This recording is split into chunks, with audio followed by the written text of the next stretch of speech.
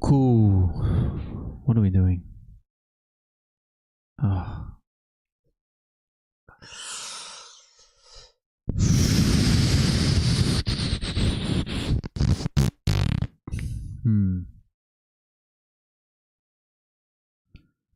Today's one of those weird days where I have no idea what to talk about.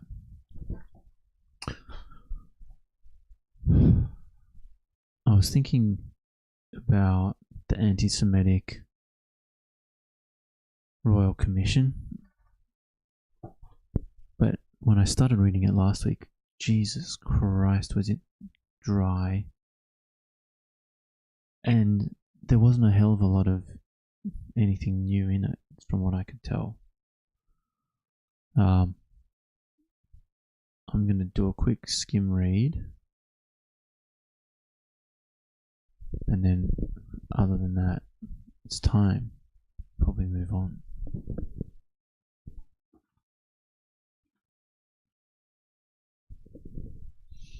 Because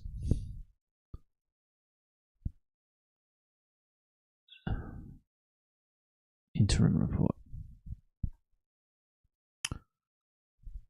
All right. Because I just don't know if there's anything of interest in here. Okay, so we actually went over most of the introduction and the recommendations. So we've got threat. What's this? There we go. Zoom in a bit. The threat environment. So national terrorism threat level, threat assessments, threat assessment and public statement, responses to anti-Semitism in the lead up to the 14th of December. Security arrangements for this event. Response, community search, security groups, and intelligence. Community security groups. Australia's Jewish security organisations.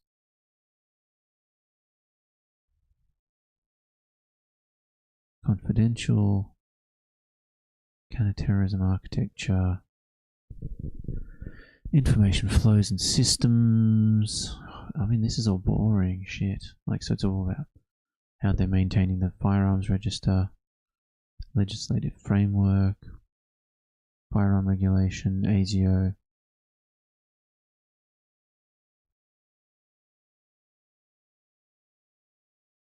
Enforcement priorities. It feels like the world's most generic, bland fucking report of actually, did you know that they don't have a framework or a system for assessing this thing that they should have? So, I don't think it's... Interim report's pretty dog shit, so let's just wait until the actual commission comes out, report comes out. Outside that, what have we got in the news generally?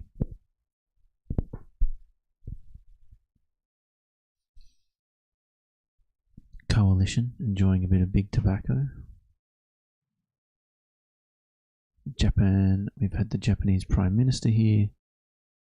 Pretty uneventful, as you would imagine. People shaking hands, doing cool stuff like shaking hands and committing to the support. The flow of energy. Okay.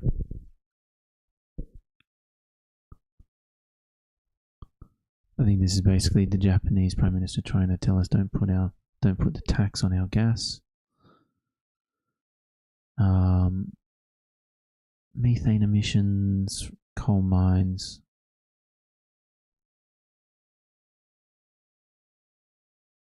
Jim Chalmers rules out fuel excise extension and downplays hopes for tax relief in most responsible budget yet.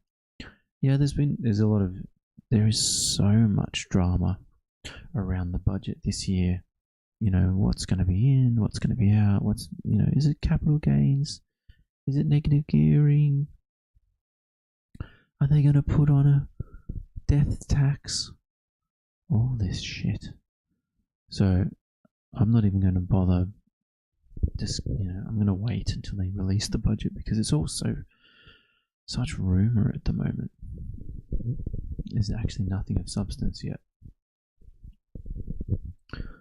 And so it's sort of, I guess that leads me into the bigger idea of what I kind of want to talk about, which is what is happening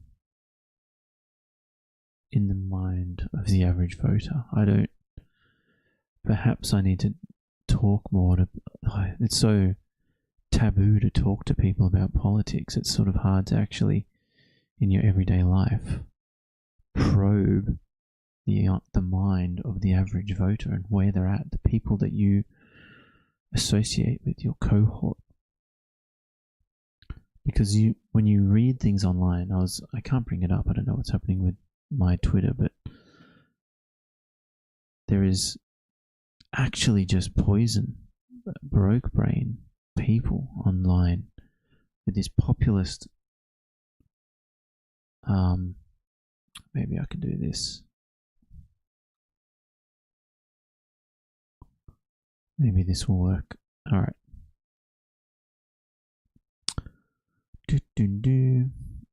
Add.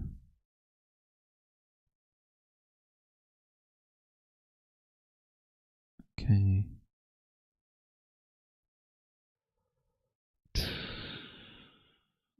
This one, let's see. Whoa. Whoa, whoa, whoa, whoa, whoa, whoa, whoa. Whoa, whoa, whoa, whoa, whoa. There we go. So I guess in a weird way I purposefully poisoned the fuck out of my Twitter feed, basically subscribing to the opposition predominantly. And so I guess I do get a hell of a lot of wild bullshit. But then I'm like, okay, who are these people? Like, who is this person with 100,000 followers?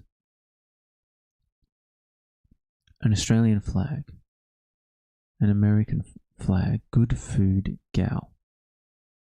Facts matter. Freedom is a right we owe future generations. If you're abusive, you've lost the argument. Like, who is this? I mean, obviously she's written a book called You Can't Say That. The Demise of Free Thought in Australia. Which is funny because I tend to lean more onto the free speech side of the argument. But then you get the company that it keeps is these most disgusting, horrible people who they just talk so much shit.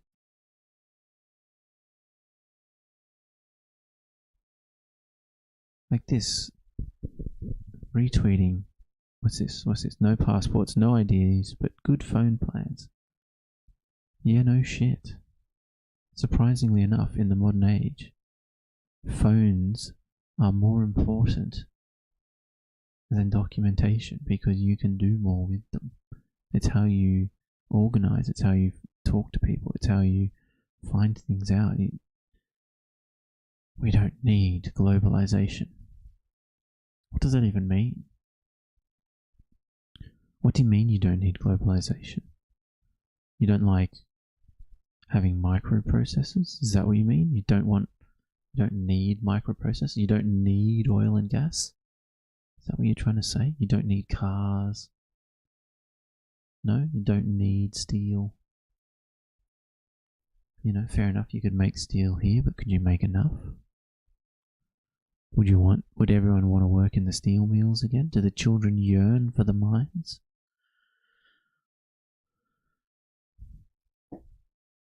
So how, I have poisoned the fuck out of my feed. But how much of this, what I would call populism, disgusting slop, are people buying into? Like, how much of how many people are actually reading Drew Pavlou and then thinking it's good thought? Oh my god, this Drew Pavlou is such a fucking mind, bro. Like, this guy is wildly weird. Because, you know, like,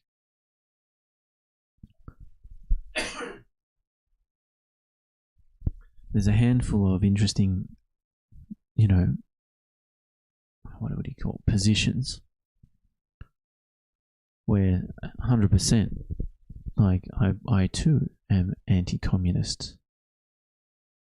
I too am quite anti-China in a way that I feel like it's a repressive communist regime that has a negative impact on the people living within it. I too enjoy a good Western civilization.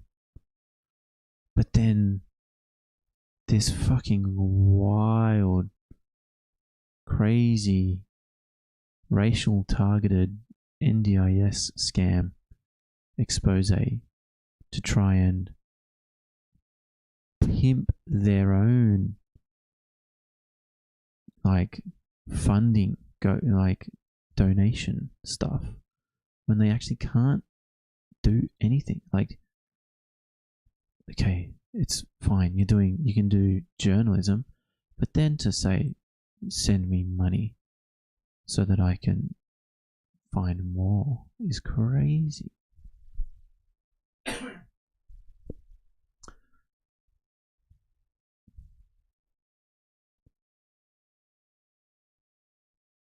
Very much anti pro-Palestinian stuff too.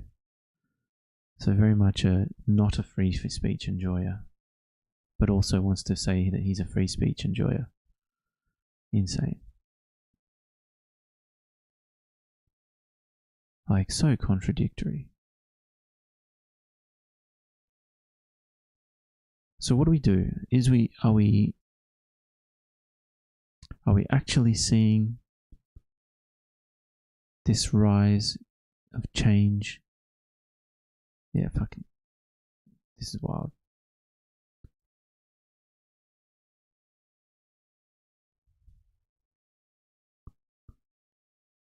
Or, like, what the fuck is happening? Like, are we... Pauline Hanson, yes, let's find some bangers. Where are we?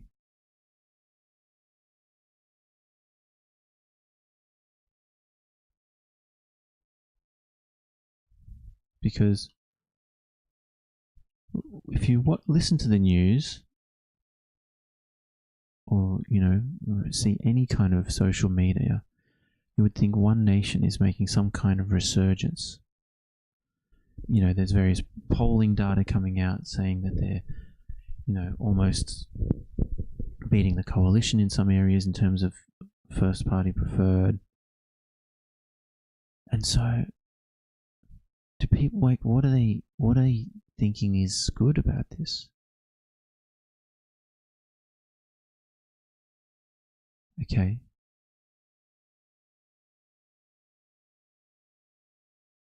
Like, anti-climate change. Apparently climate change is bullshit.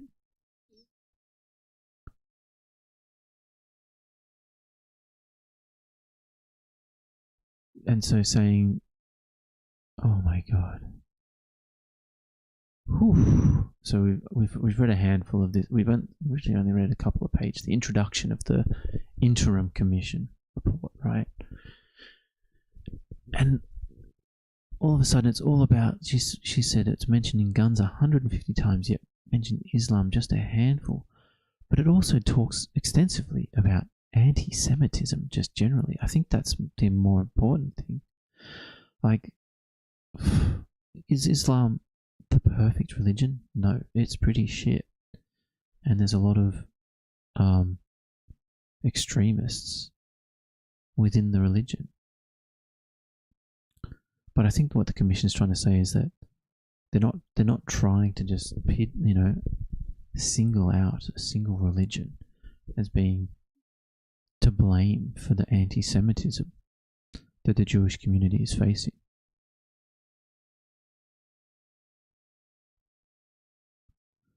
This is why the government really needs to protect the Jewish community, almost needs to take quite a strong stance against, well, not against, but towards the Israeli government, to get them to fucking pull their finger out and stop their warring and settle their borders, get on with their neighbours. And ditto with anyone, I don't know.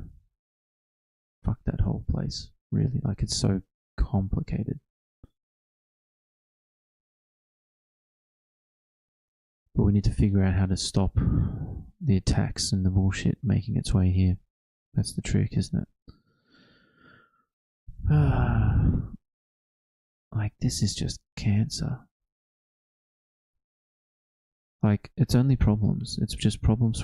And yes, she got a jet, which was 100% like, how am I... Yeah, it's going to annoy people, blah, blah, blah, blah, blah.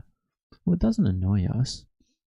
We just see you. We just see you for what you are. We see you as bought and sold, bought and paid for by the mining lobby. So you're not actually you're not there for our interests at all. Whinging, whining, talking about problems, but actual no solutions. Like, where's the solutions? I haven't seen a single solution. Anyway.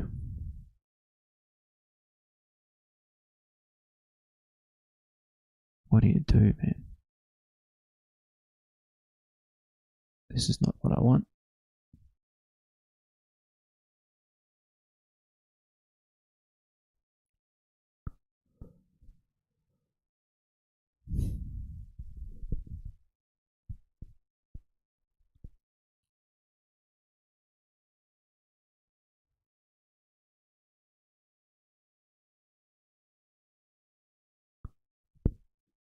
So then I was thinking, what are we doing? What am I thinking about? Who's influencing here? Who's the movers and shakers in this influencing world of politics in Australia? Because I actually have no idea. I actually follow predominantly American politics because goddamn, it's spicy and has a huge impact on the rest of the world in terms of, like, when they move, shit happens, right? Like, when America makes decisions, it's having a massive flow-on effect. Just look at this war in Iran. Instantaneously, people going for the government's throat, coming for Albo's throat, mate. Trying to jump down his throat. Where's our fuel security? There's only 30 days of petrol. What are we going to do? Everyone needs to start drilling for oil in their backyard and distilling raw crude in their kitchens. Like, the country fucking lost its mind in terms of, like, the panic. And then all of a sudden, Chalmers and Albo come out with some of the best behind the scenes politicking I think we've probably ever seen that we don't know about, because I just filled up, and as far as I could tell, I was paying pre-war prices. So sure, there's still half the excise tax, and even when the excise tax comes back on, it's still going to be about the same price as before the war. So what kind of fucking magic did Albo pull to secure enough supply that prices have dropped down to pre-war levels? I mean, that's insane. So I have tried to start to build out what is a YouTube algorithm of sorts with a politics focus. And so we've got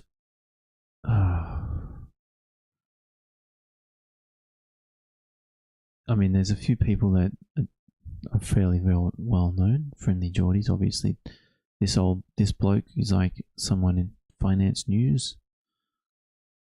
But then, like, I've been getting into this guy who's obviously not super popular yet, but very much, we're thinking centre left, sitting in very much the Labour camp with ourselves. And then, I don't know, Karl Stefanovic, so Punters Politics. I'm not too sure, like, I feel like Punters Politics sits on the uni party end of the scale where all politicians are a bit shit and they're all the same party. That's going to be my guess.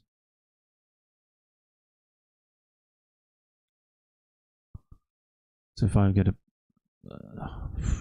look at Punters Politics, am I just going to see every party's the same?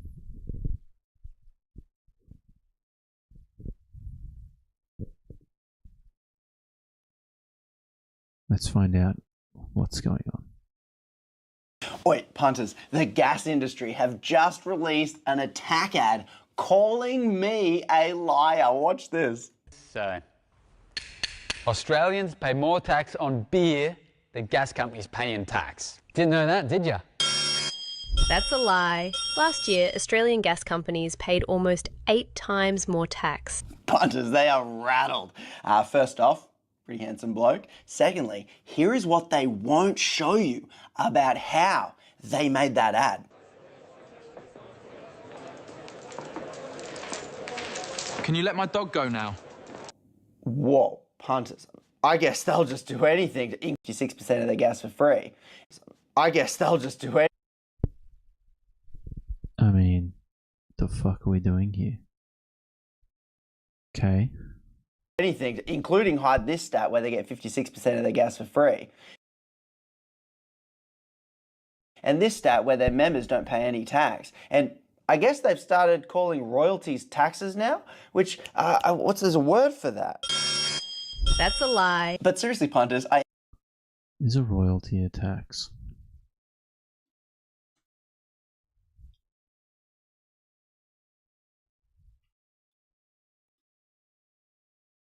I don't even know. That's a good question. A royalty is generally considered a payment for the right to use property, rather than a tax, though they are often treated similarly by tax authorities. Royalties are payments made to owners for using assets like patents or mineral resources, whereas taxes are mandatory levies paid to governments based on profit or production.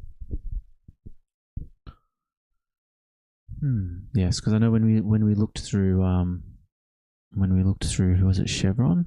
When we looked through Chevron's tax report, they had their royalty tax in there.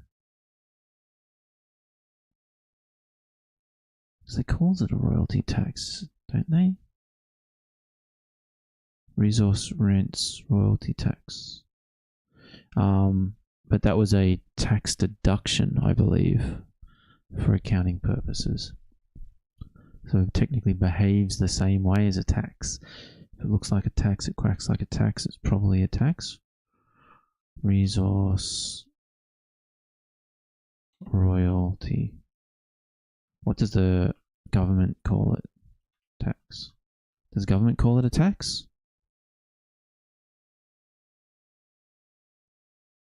Because if the government calls it a tax, but like which government is he talking about as well? Like, is he talking federal or state? The resource royalty rate.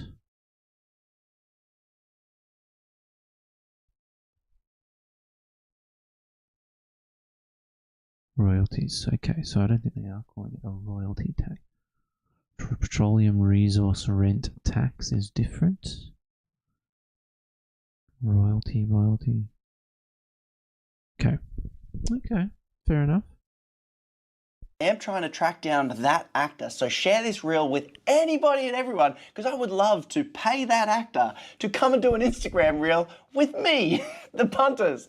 Because, hey, actors need good gigs. Hate the game, not the player. Hope you got a fat paycheck from that. Punters, we are this close. They are spending millions of dollars to send this Temu wannabe punters Instagram reel to every algorithm they can find. They're trying to buy their way in. But they're up against an algorithm fueled by we, the bloody punters. So punts.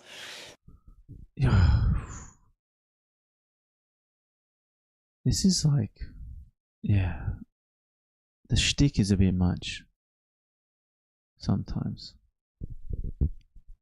Santos, oh yeah.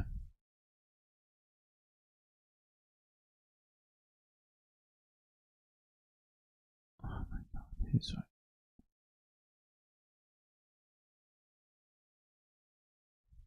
So lots here about Santos, Woodside. Right. So basically, business bad, companies bad, mining not paying enough money. Is that leaking? Oh, yeah. Is that a... Who is a... All right, ladies, listen up. We're on track for a $6 billion profit this year. It's not bad. But how do we make even more money? T-Bone, go. We could accidentally charge fees. I like it. To dead people. Well, I can't see them complaining about that.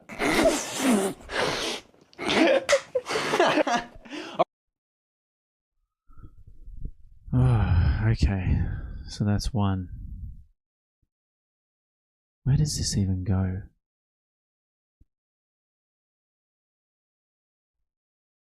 Oh, this, oh yeah, Isaac Butterfield. I don't know why this person came up as like 2.21 million subscribers, but then all of his recent videos are pretty low for someone with that many subscribers, right? Surely. So there's a whole bunch of weird anti-woke, weird fucking probably anti-vax, anti-immigrant stuff going on here. Like this, I went to court over a joke. Sure. Bring back Australia Day. Whew. This feels like very much the right wing, right? But is this an American version of the right? Is this an Australian version of the right wing? Or is this an Australian Americanized version of the right wing? See, look at this. I'm done with Australia.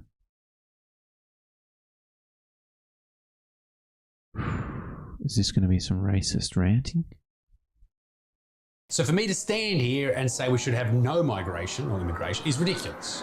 Of course. I'm just saying no more immigrants for now. 3.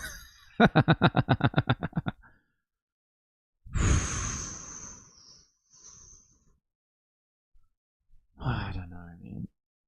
Like, but there's no more immigrants for now. Is it going to be housing price? Is it going to be cost of living? Is there going to be anything here about losing the culture? That'll be one of the dead giveaways, but guaranteed there will be housing price, there will be cost of living, and my guess is the third thing will basically be Australian culture. What have you got for us?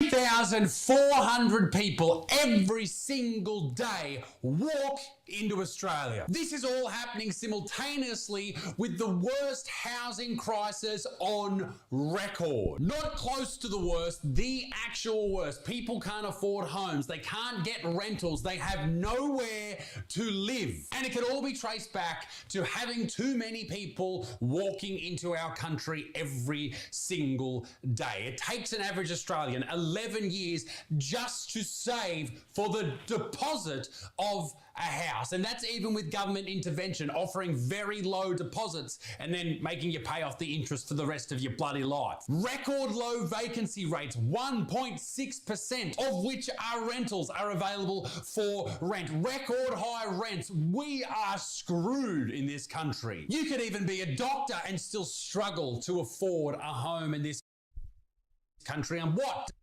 Not really. Most doctors I know not struggling.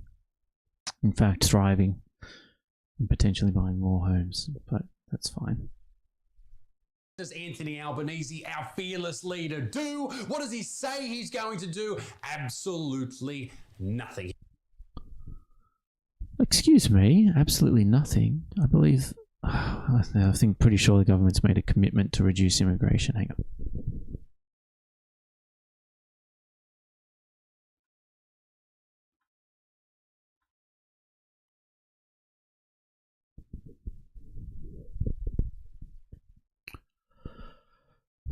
Here we go. As of mid-2026, the Australian government is actively implementing a migration strategy. Cool. Designed to return immigration levels to sustainable levels following a post-pandemic surge. This strategy focuses on reforming the system rather than a total shutdown, aiming to align migration with critical skill needs while curbing system abuse. So they are doing something. They're doing a targeted reduction by looking at certain skills. Okay, what's their reduction?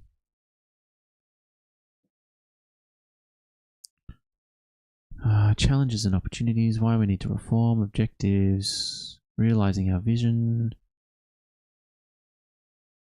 Okay. Policy roadmap.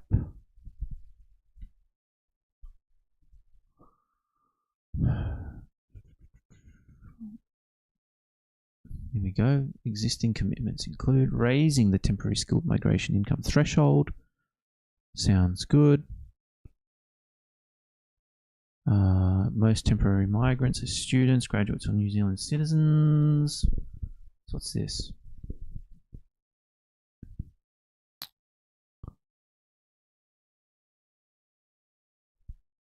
Okay.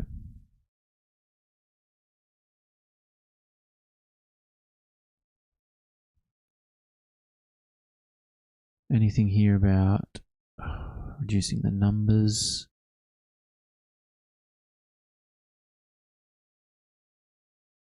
Here we go. Permanent skilled migration should aim to maximize Australia's long-term prosperity. Even small improvements. Okay. So genuine labour shortages, which is the primary purpose of temporary skilled migration. So this is, I guess, the problem when people say they want to stop all migration right now. Is I think Australia's unemployment is at a fairly low level.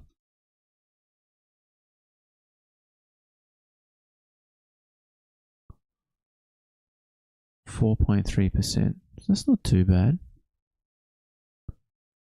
But you want it to be closer to like 5%, right? I think that's what the Reserve Bank of Australia had, a 5% commitment there. Oh, I can't remember what their wording was. At the 4.3% remains low, having hovered between 3.4 and 4.4. So it's been record low basically lately. So we kind of need more people to do the work in a weird way, but it does have flow-on effects where shit becomes like the economy becomes really hot, right? There's a lot of money moving through, a lot of people want to buy shit. So inflation happens, house price, everything goes up. So we in 23-24 we plan to grant 190,000. What? Where's the new fucking strategy? Is this an old strategy?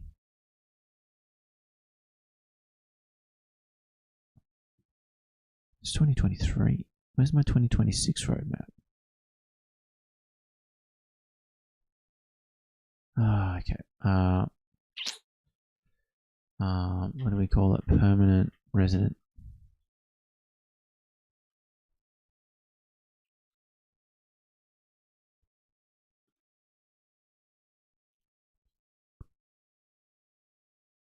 Okay, so they're keen to keep it steady at 185,000. Are they going to reduce temporary residents? I can't remember, man. Temporary resident numbers.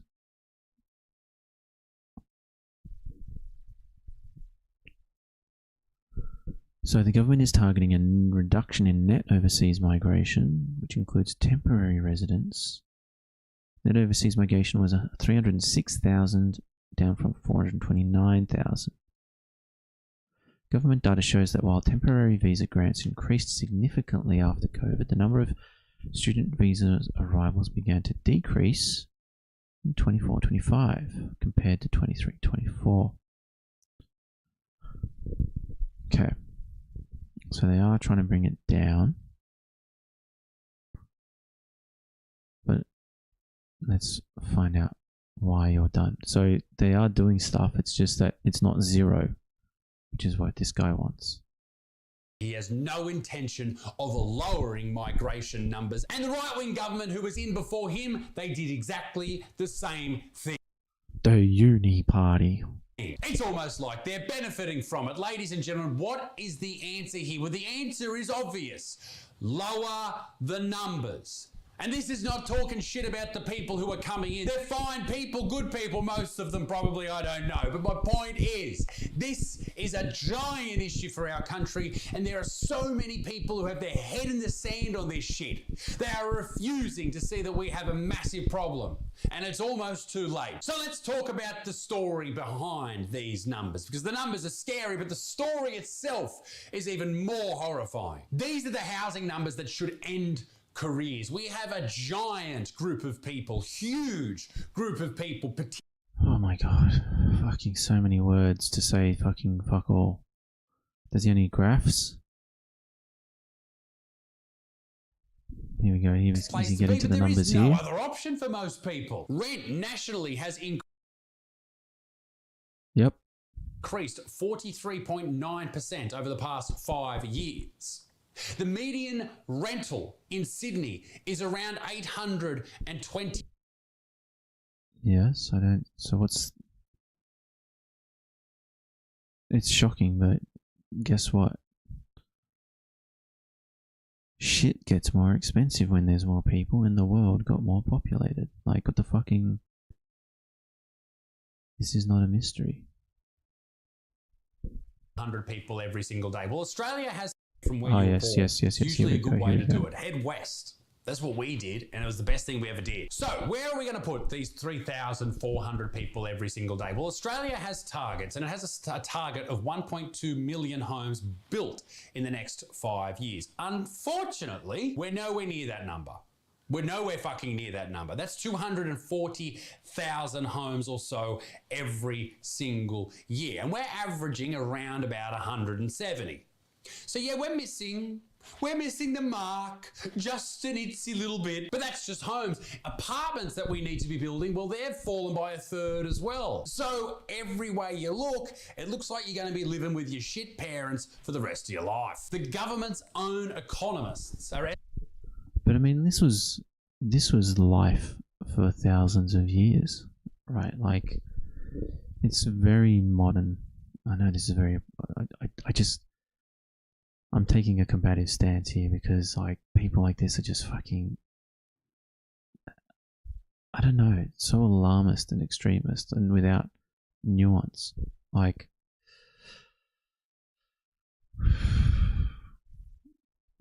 you know, the baby boomers did live through the most lucky expansion of capital in the history of the planet. Maybe then Gen X were probably benefiting hugely off it too.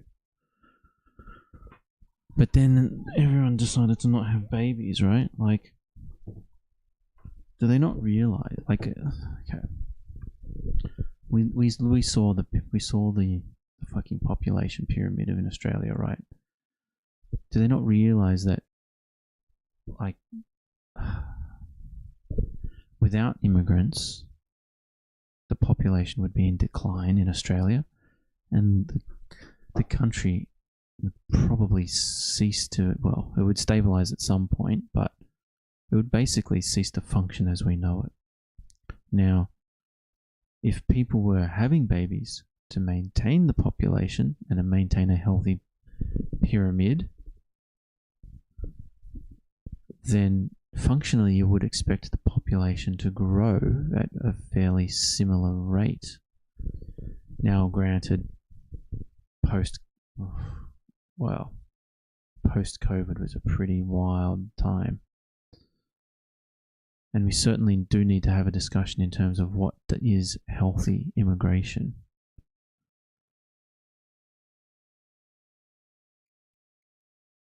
But just saying that it's shit and that we should shut it all down without understanding what is the economics of it is kind of wild. Because who's going to take care of us when we're old fucks? Like, who's going to take care of the old people? Right, a lot of the skilled permanent residents happen to be nurses, doctors, people in the medical profession. Estimating that there is around about 300,000 more people needing homes in this country than there are homes to live in. And yet you're letting in almost 3,500 people a day. Why? Are you scared of being called racist? This has nothing to do with race. People come from all over the world to come to Australia. We need to put a stop, not just on the brown ones, not just on the black ones, but on the white ones, on everyone, on anyone. We just need to reduce the numbers. It's got nothing to do with the individual migrant itself. Just reduce the numbers. They didn't do this in Canada, and they're fucked. They didn't do this in the UK, and they're fucked. Learn from it. But of course we won't. We'll just fucking wade into the ocean and hope for the best. No idea how to swim. We'll just go in there like a fucking... I don't want to go too... what I was going to say was racist. Wading into the ocean's not a good idea, right? If you don't know how to swim, that's my point. Let's be precise for a moment, okay? It's very important to be precise. 3,400 people. That is gross. What do I mean by gross? It's the gross long-term figure, meaning it's not taking into account the people who actually leave every day in Australia. If you look at 2024 to 2025, 1.15 million long-term arrivals arrived. But if you minus the amount of people that left, you're left with 306,000 people for the financial year ending in June last year. 306,000 people sounds a lot. Ending in June last year. Yeah, but the NOM's only accurate for 18 months. So when would this come out? 10 days ago. June last year. 12. So it's not even accurate up to June. It's only accurate up to May last year is 12 months. Yeah, and then 6 months before that. So, but sure. A lot more manageable. But we're not taking into account people who are turning 18, becoming adults. We're not taking into account babies being born who will need houses in the next 2 decades. You're not taking into account that over the past 3 years, you got to 1.27 million people. That's the highest 3-year combined total in history. Remembering back after World War II, when we wanted people to come in, we were actually looking at around 90,000 a year, not 300,000 or 400,000 people. From around 90. Yeah, but our industrial base was smaller. Right, you understand that, like, as it's a function of percentages, not absolute values. This is where we need to be understanding what the appropriate migration is. And he's sort of almost getting there in terms of, we can build X number of houses per year. Well, we should be understanding, okay, X houses per capita can we build per year? And so then what's a sustainable percentage of the population increase per year that we can manage? And there's going to be a little bit of a lag, right? Because we don't know, we're not going to know how many babies were born last year until they're born, right? So then we can only adjust 12 to 18 months lag in terms of adjusting how many migrants we're allowing in, which is fine. Like this is a reasonable conversation to have, to say we can only build so fast. If we're being humanitarian and compassionate towards the people that we're letting in here, we don't want them coming here and then having to spend 60-70% of their wage on slumlord accommodations, because it's bad for the people that come here too, because they get forced into shitty rental situations where they're probably forced into these hugely overpopulated apartments or houses where they're not on the lease, they've got no renters' rights, they're getting screwed over, paying through the nose. Like it's bad for the students and people that have come here trying to make a better life for themselves. So 100% we should be like managing the migration, but this over sensationalizing of it is, everyone's trying to be so performative. I understand that there's an audience, right? You're trying to be a larger than life caricature to be entertaining, but there needs to be real discussion by real people at the end of the day, measured heads. 1945 onwards to the 2000s, we were averaging around 90,000.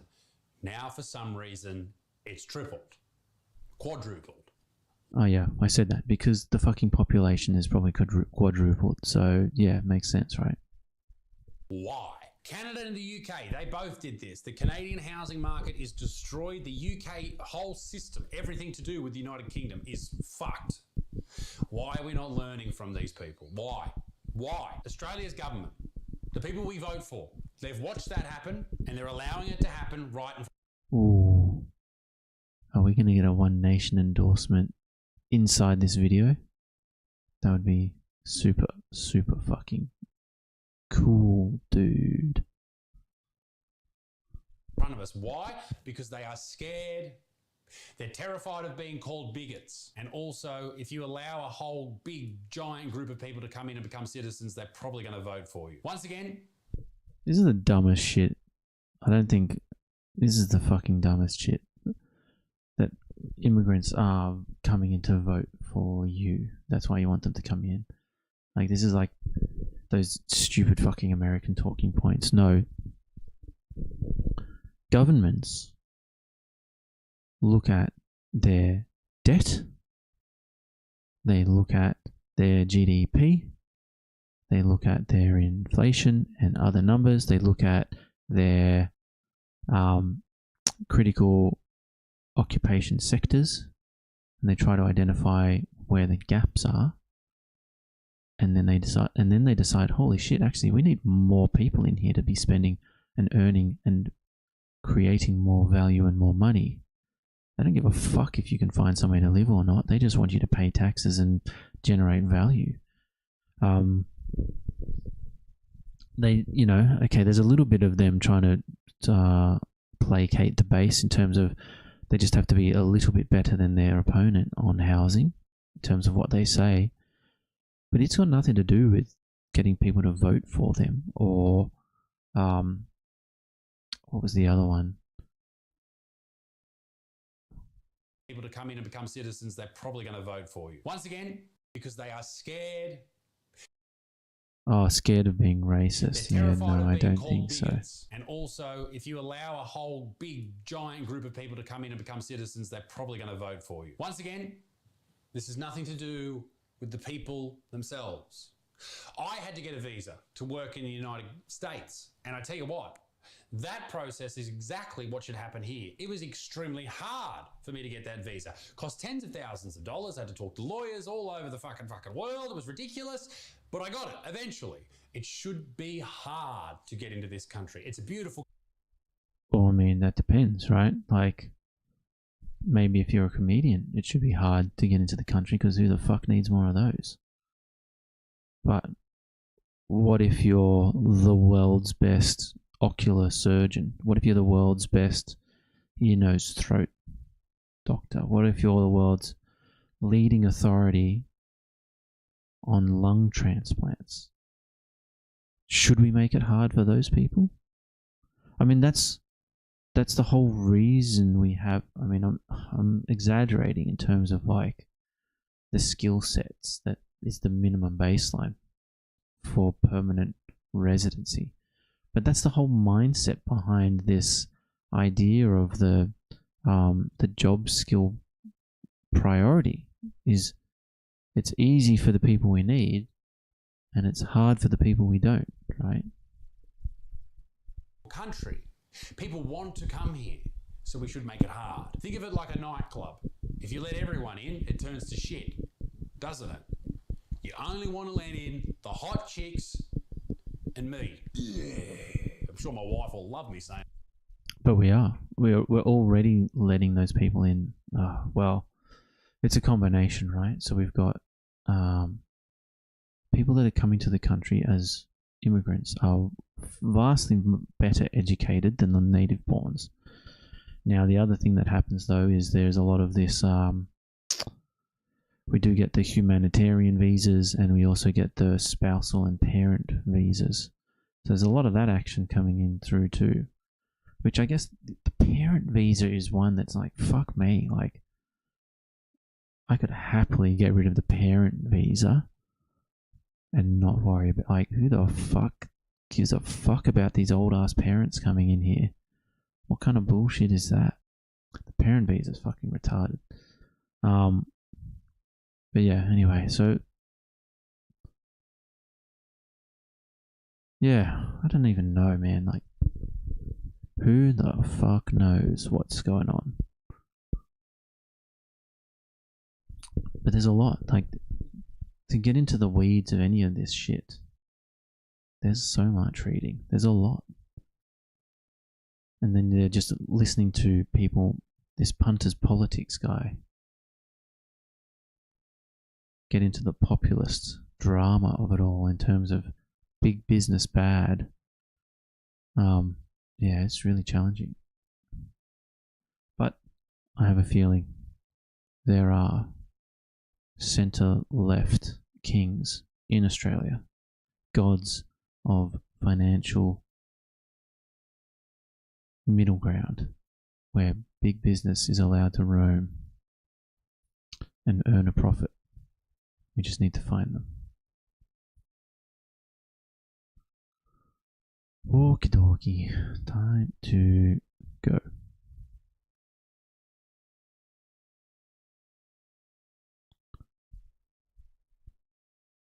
Time to go, go, go, go, go. Go, go, go, go, go, go, go, go, go, go, go,